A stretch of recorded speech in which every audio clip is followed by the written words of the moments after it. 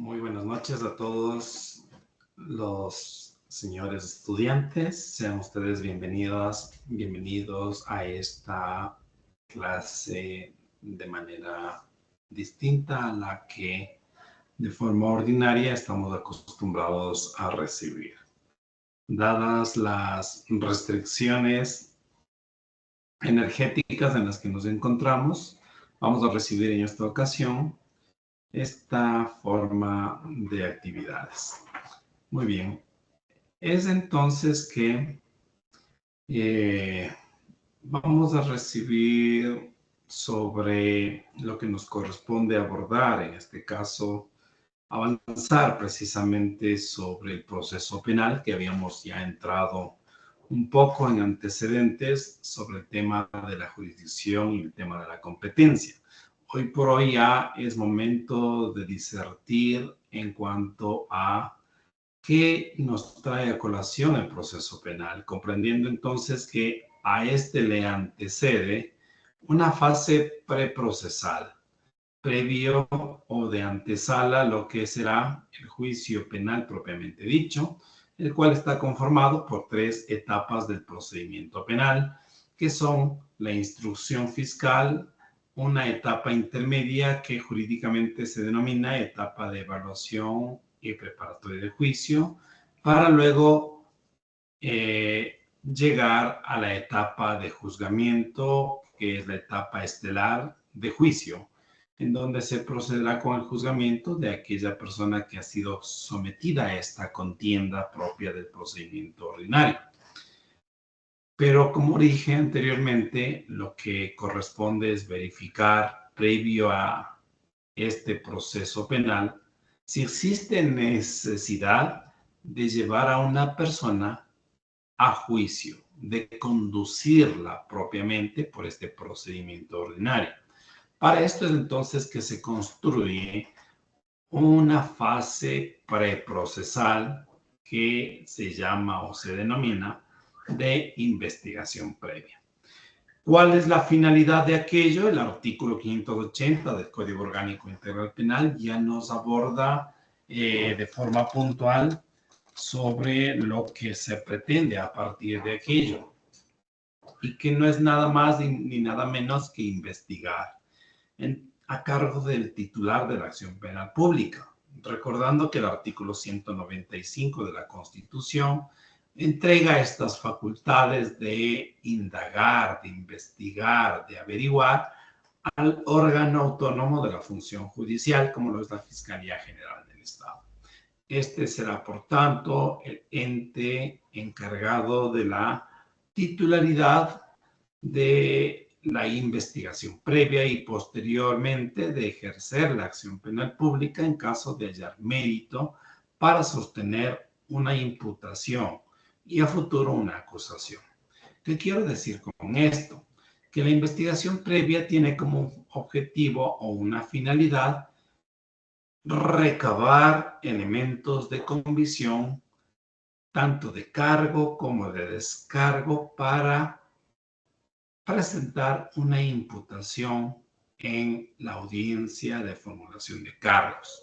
Dicho en otras palabras, fundamentar una imputación que le permita a la Fiscalía presentar cargos y con esto originar el proceso penal.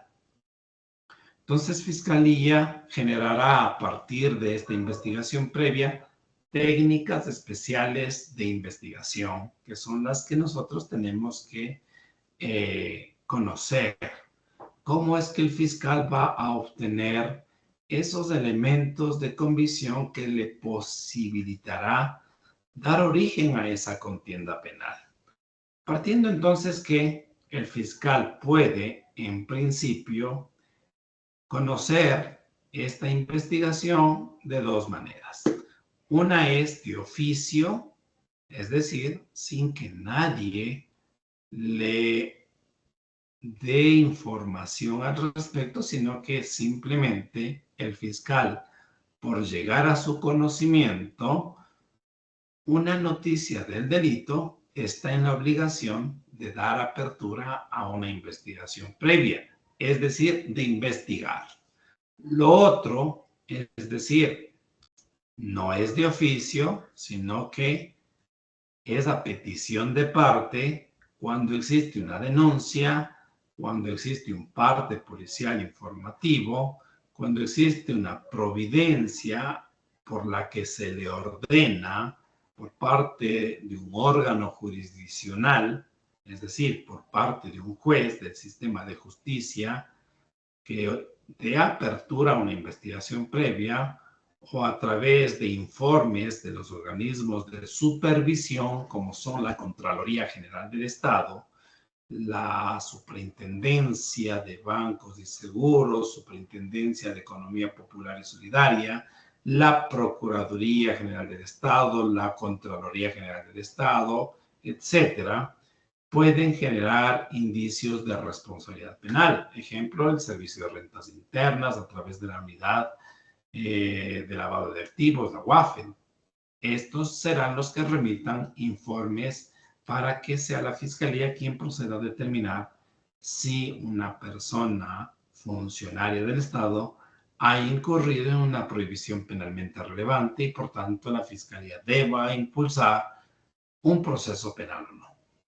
Entonces, noten que la Fiscalía puede dirigir de oficio a petición de parte estas investigaciones previas, lo cual es elocuente con el artículo 195 de la Constitución.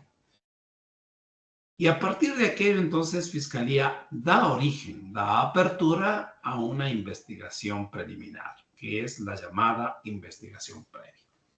A partir de esto, entonces, ya tenemos la famosa noticia crímenes o noticia del delito con la cual nace la investigación previa. Entonces, en este escenario o en este campo jurídico, lo que se quiere es dar nacimiento a la investigación previa, que viene posteriormente de aquello.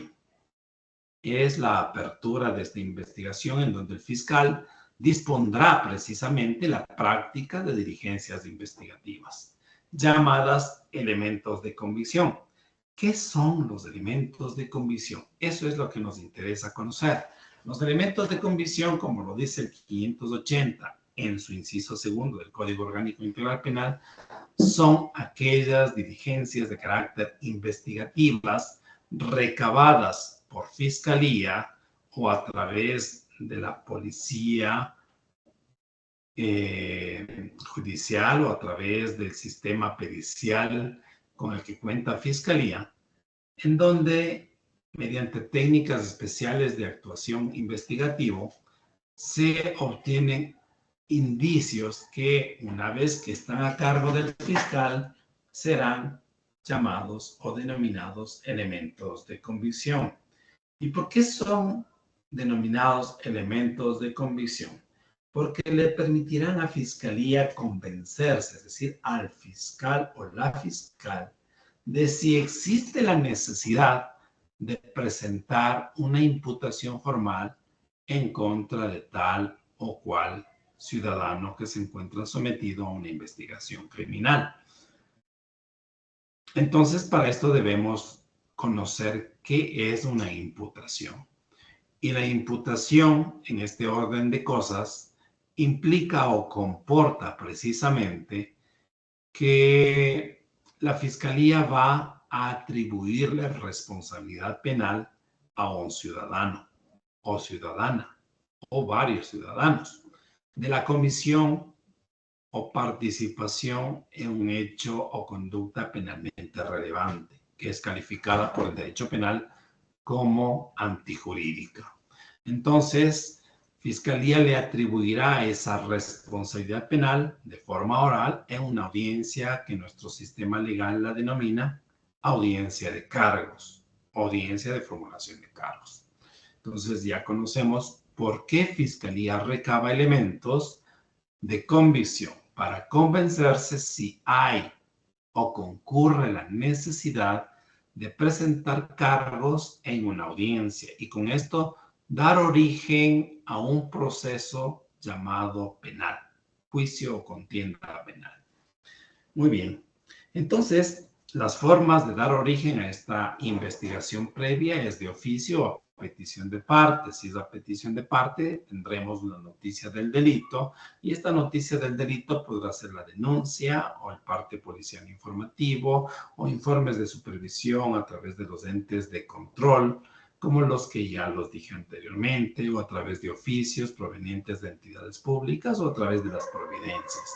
Recuerden ustedes que el Código Orgánico General de Procesos genera distintas providencias, como son los autos de sustanciación, los autos interlocutorios y finalmente las sentencias. Avanzando en el tema, entonces, podremos señalar que si graficamos en una línea de tiempo, la investigación previa inicia y debe terminar, pues caso contrario no puede permanecer abierta o aperturada de forma eterna y esta persona sometida a una contienda sin límite de tiempo. Eso no es posible en nuestra modernidad y no es posible en un Estado constitucional donde los derechos son los que deben primar y deben ser garantizados. Y uno de ellos es el plazo razonable, en donde la Corte Interamericana de Derechos Humanos, al referirse al plazo razonable, es que ha sostenido muy categóricamente que éste se vincula de forma estrecha al respeto de los tiempos creados por el legislador, en donde hay un respeto al principio de celeridad. Es entonces que la investigación previa tendrá un tiempo de duración, no podrá estar aperturada de forma extensa.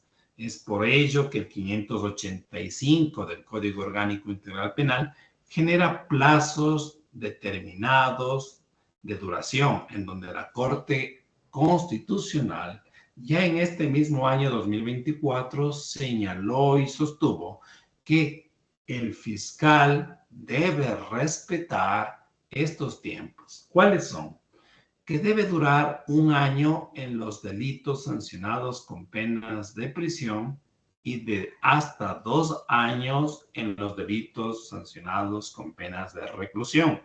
El legislador utiliza esta terminología de hasta como un tiempo límite para que el fiscal tenga la posibilidad de investigar. Pero noten aquí que lo que hace es distinguir entre los delitos de prisión y los delitos de reclusión. ¿Cómo conocer entonces cuáles son aquellos?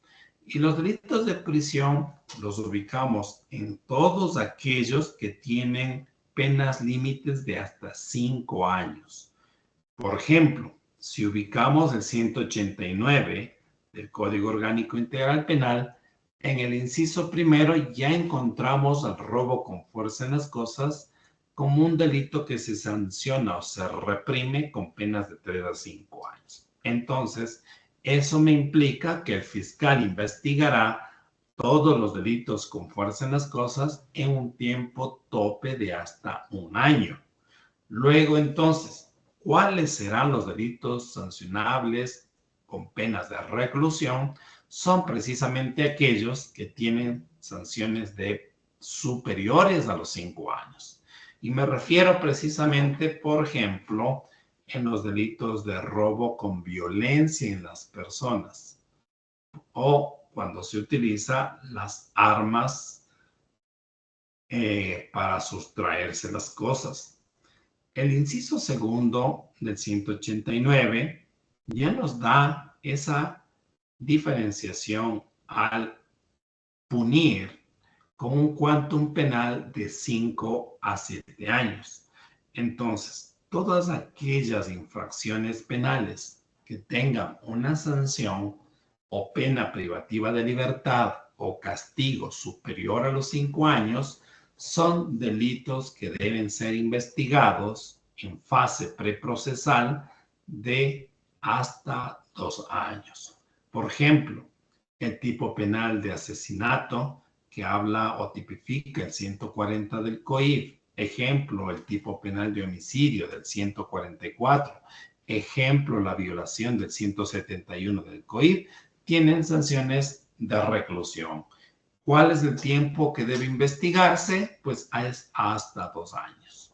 Entonces, si alguien presenta su denuncia por este tipo de infracciones, Fiscalía tendrá esa posibilidad de generar investigaciones hasta por ese tiempo.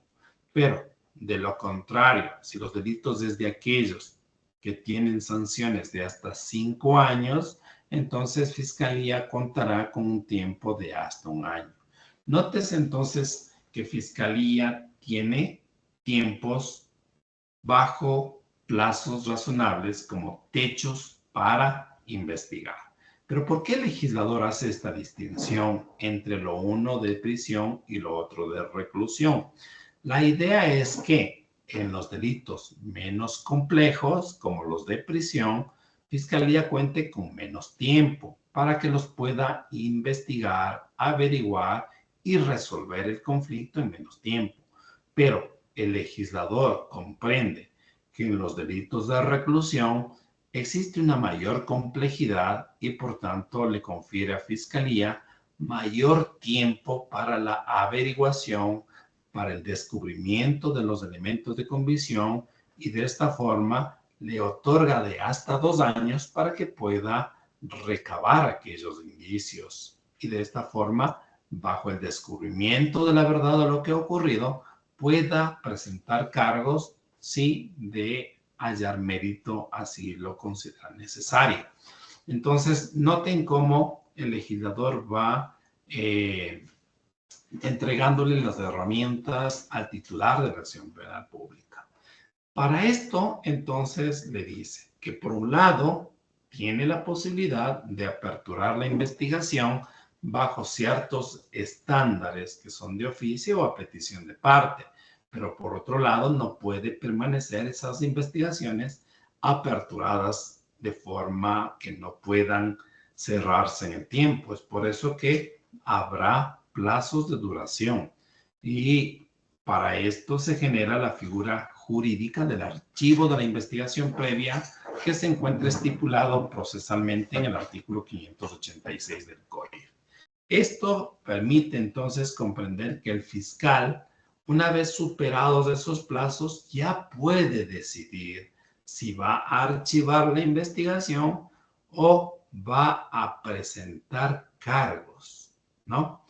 Si no va a presentar cargos y decide archivar, deberá generar esa petición de archivo hacia el juez de control, que nuestro sistema legal lo llama juez de garantías penales.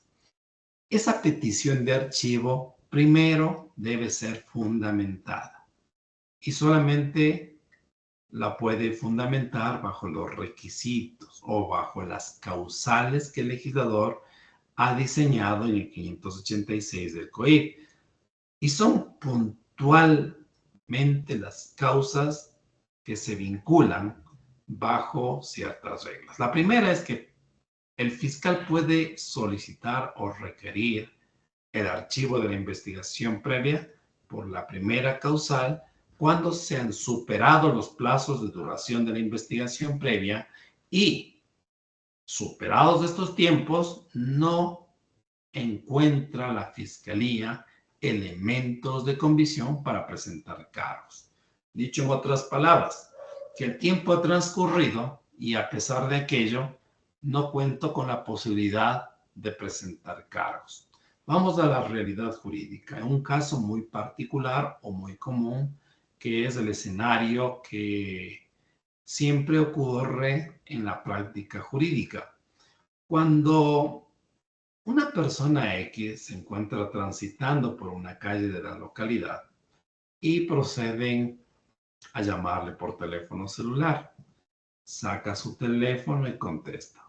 Viene determinado sujeto y procede a abordarle y le sustrae su teléfono celular, la arrancha e inmediatamente el sujeto sale en precipitada carrera y no logra ser alcanzado por la víctima. La víctima empieza la persecución, pide auxilio, nadie logra interceder hasta que el sujeto desaparece en el horizonte, sin saber quién es, encapuchado, se ocultó y no logramos tener características.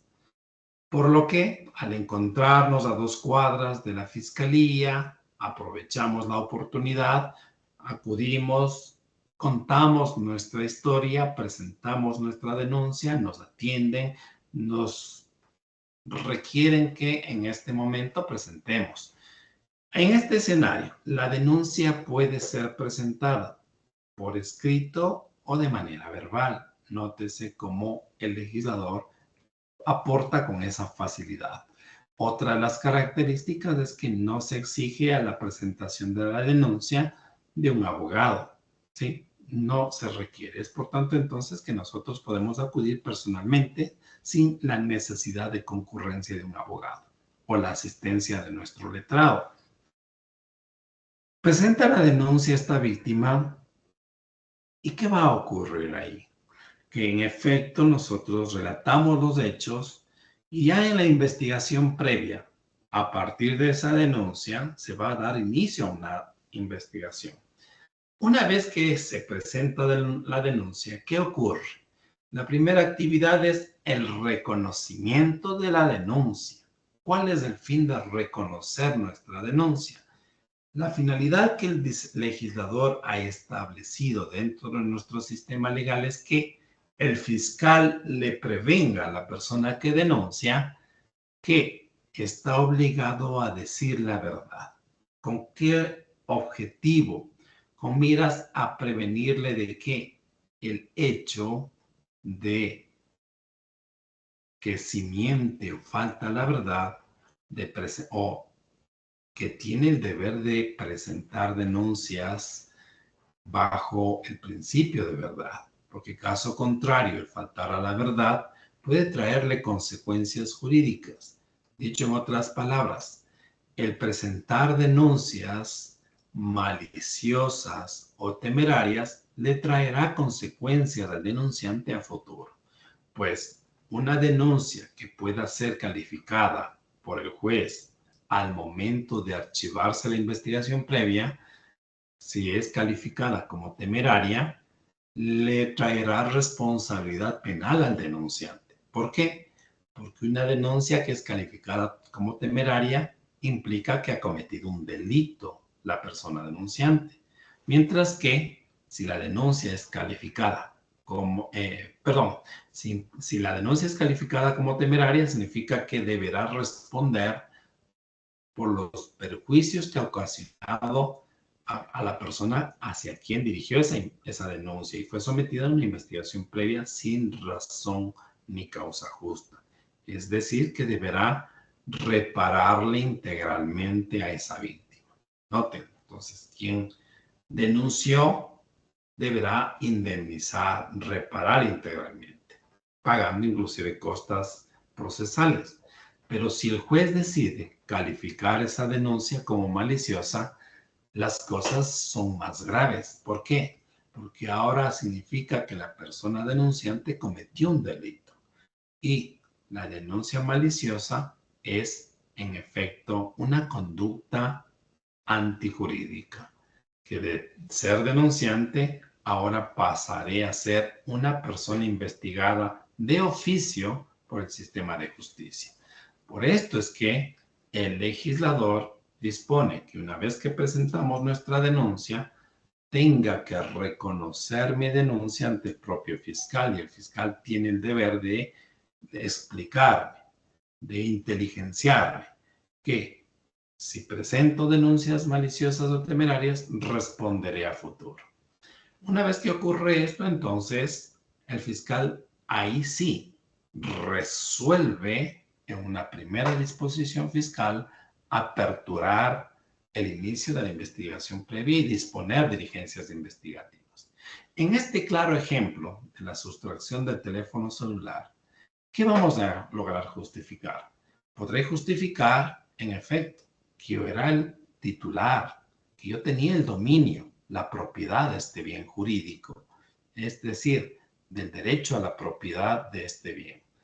Podré presentar la factura con la que yo adquirí este bien. Si no tengo la factura, podría presentar una declaración juramentada ante un notario justificando la posesión del bien. Recuerden que el derecho a la propiedad no solamente comporta la propiedad, sino también la nuda propiedad. Entonces, desde el Código Civil yo puedo justificar muchas cosas, con lo cual yo acreditaré materialidad de la infracción. Luego, con mi versión, vincularé eso. Pero ahora, la pregunta es, ¿ya con eso podré yo llevar a juicio a una persona? ¿He demostrado quién me sustrajo este bien jurídico? Pues no. Lo que ocurre aquí es que no voy a lograr demostrar quién fue la persona que es el autor y por tanto responsable de este hecho antijurídico. Sí recuerdo que fue una persona alta, tal vez, de tez trigueña, que se encontraba vestido con una capucha, que vestía un jean, zapatillas de color rojo, pero yo no sé quién es. No logro identificarle. Tenía tez trigueña. Medianamente logro reconocer, no sé muy bien sus rasgos porque todo fue tan rápido. Yo apenas estaba así, de espaldas, el sujeto salió corriendo y no logro avisorarle. Las cámaras de videovigilancia en el sector no existen, o si existen, no enfocaron el lugar donde yo me encontraba. Entonces, tenemos un caso que no va a prosperar y la fiscalía, por más que agote esfuerzos durante un año de investigación, no tiene elementos y por tanto, superados esos plazos, se cumple con la causal porque no tengo elementos de convicción para presentar cargos. ¿Y qué va a pasar? Que el fiscal va a requerir el archivo de la investigación previa. Primera causal del 586 del COIP. Segunda causal, cuando el hecho denunciado no constituye delito.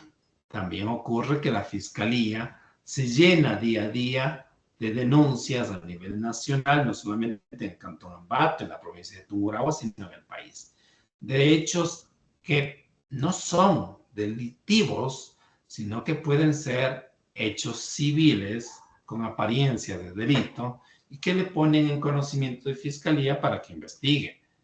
Entonces, tal vez asuntos civiles con la finalidad de presionar el cobro de una deuda, aprovechando que la fiscalía ejerce presión penal. Entonces, vamos a un ejemplo para verificar esta causal, en donde los hechos denunciados no constituyen delito.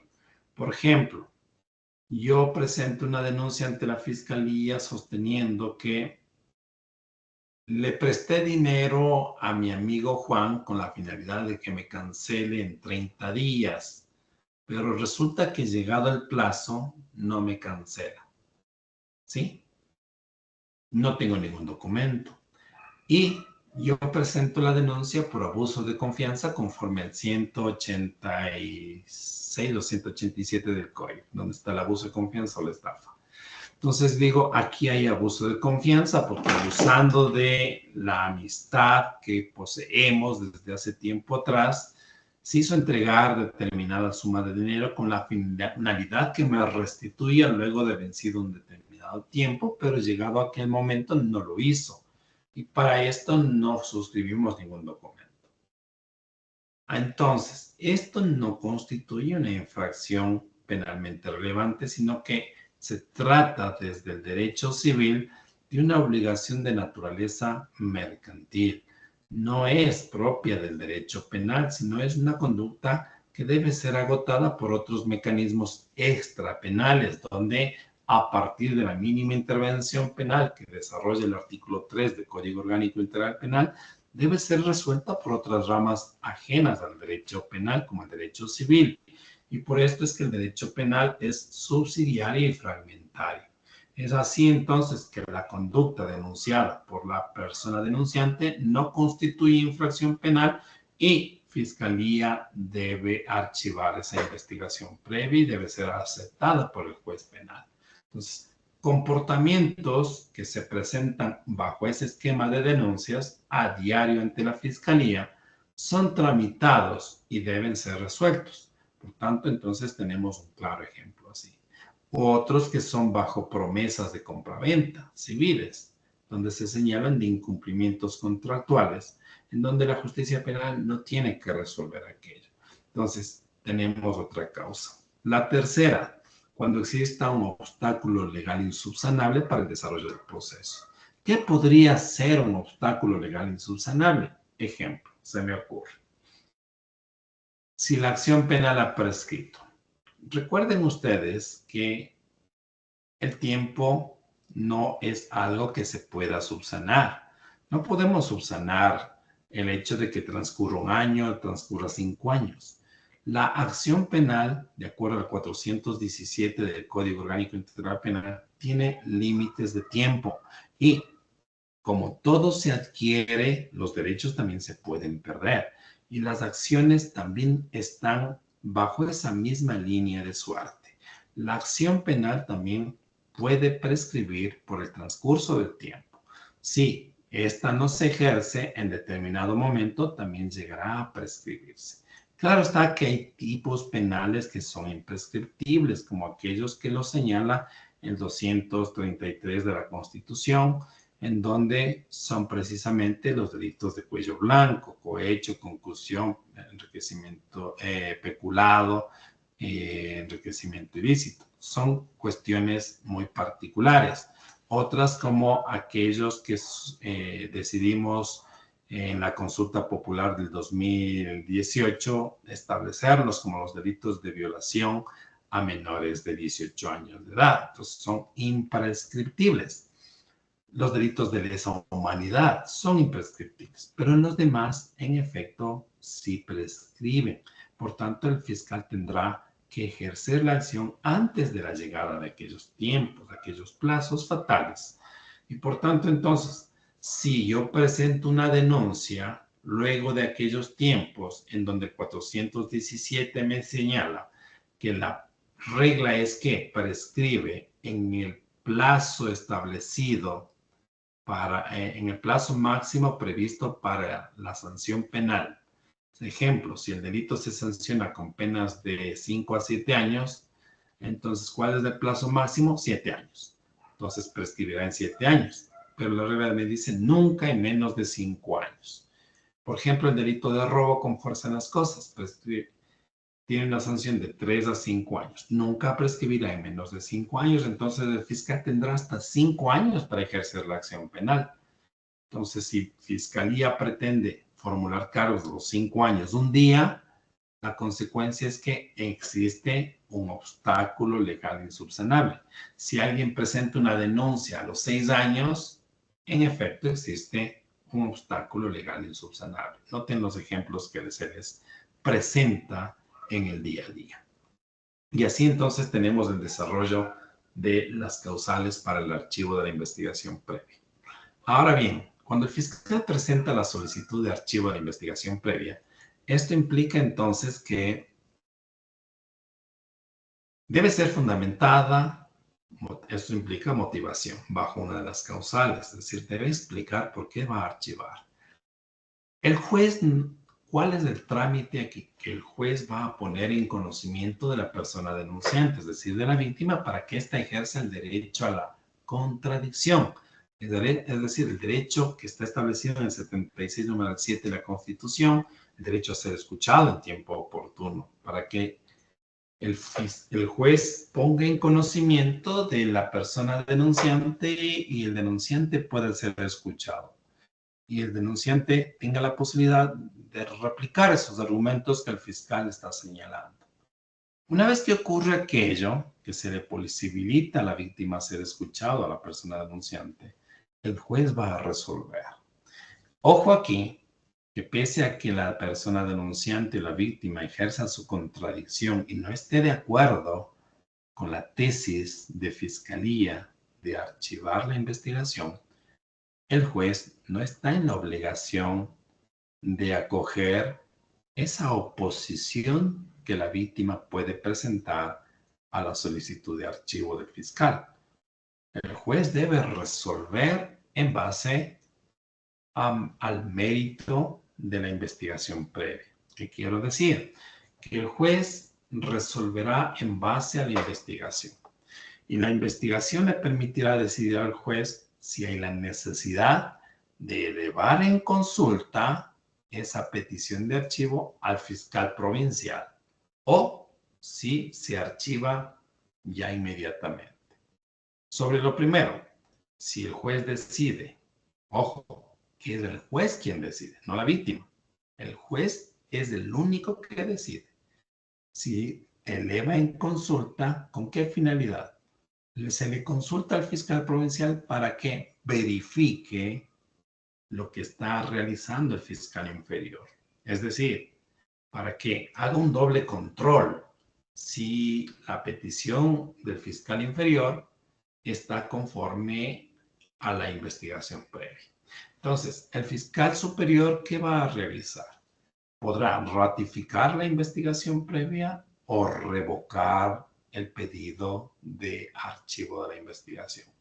Si ratifica, la consecuencia es que le notificará al juez con esa ratificación y el juez procederá a declarar judicialmente el archivo de la investigación previa y se archivará. Si el fiscal provincial decide revocar la solicitud de archivo, le notificará al juez de garantías penales informándole que ha sido revocado el pedido de archivo y que se ha designado a un nuevo fiscal para que continúe con la investigación previa. Entonces, el juez de garantías penales le remitirá la investigación al nuevo fiscal para que continúe investigando. Noten entonces cómo ocurre el procedimiento o trámite para archivar. Detrás de una denuncia, de un parte policial informativo, de una noticia criminis, de la apertura de una investigación previa, de oficio o petición de parte, hay todo un cúmulo de investigaciones que para su archivo merece esta tramitología procesal. Entonces, hemos visto acá cómo se da origen a la investigación previa y cómo ésta culmina bajo los tiempos, modos y plazos. Y finalmente, para terminar esta exposición de la clase de hoy, debemos sostener que esta decisión que adopta el juez de archivar, de declarar el archivo judicial de la investigación previa, no es una decisión que ponga fin, ¿sí?, a la investigación, porque se puede la misma reaperturar, ¿sí? Cuando el fiscal obtenga nuevos elementos, le requerirá al juez la reapertura de la investigación y podrá reabrir el caso, reabrir la investigación y podrá inclusive presentar cargos y dar el origen a un proceso penal, siempre y cuando el ejercicio de la acción penal no esté prescrita. Entonces, el auto resolutivo del juez no es un auto definitivo. Eso implica entonces que, si bien se puede presentar la acción extraordinaria de protección ante la Corte Constitucional, pero esta no va a ser admitida por la Sala de Admisión de la Corte Constitucional. Solo será admitida cuando el juez decida calificar a la denuncia como maliciosa o temeraria. ¿Por qué? Porque esa calificación sí causa un gravamen a los derechos de la persona denunciante. Y ahí sí merece un control constitucional por la Corte Constitucional. Solo en esos escenarios podrá ser admitida por la Corte Constitucional a través de la Sala de Admisión. Entonces, noten que sí es posible presentar la acción extraordinaria de protección, pero bajo estos estándares que les acabo de puntualizar. Muy bien, nos quedamos hasta aquí y nos veremos muy pronto en otra clase. Ha sido un gusto compartir con ustedes, mis queridos amigos. Que tengan todos una buena noche.